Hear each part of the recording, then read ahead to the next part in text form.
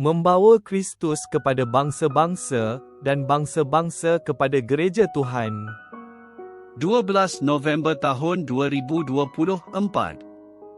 Kebangkitan dari kematian.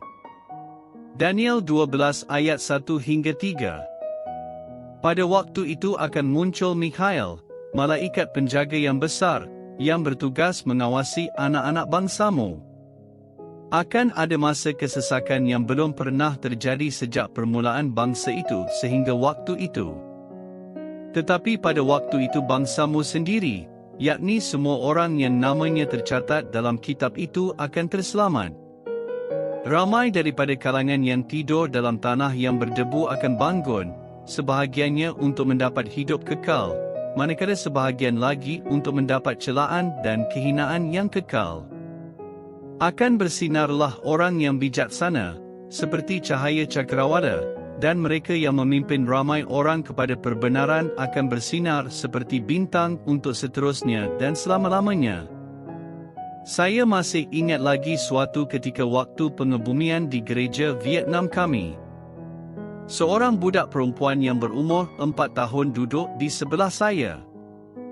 Dia ada satu pertanyaan, apa akan terjadi kepada nenek? Apa akan berlaku apabila kita mati? Kami berada di belakang gereja, jadi tiada masalah untuk saya bercakap dengannya. Saya menjelaskan kepadanya tentang kebangkitan orang mati.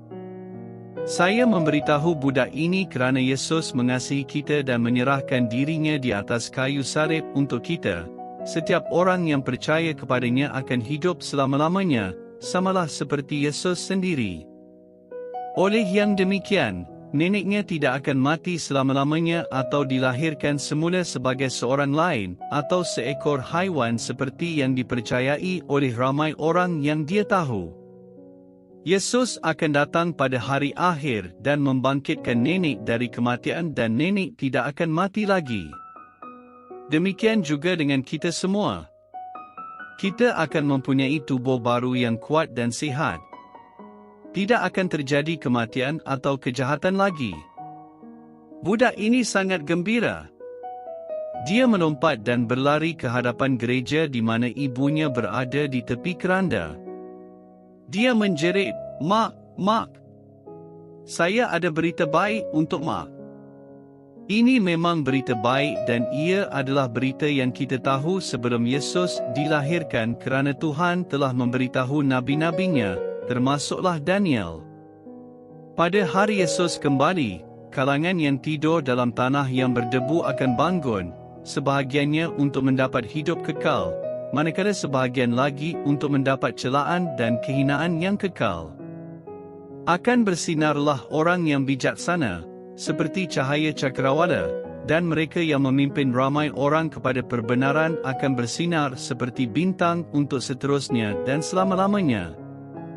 Oleh sebab kita mempunyai harapan ini, kita harus memberitahu mereka yang lain tentang Yesus.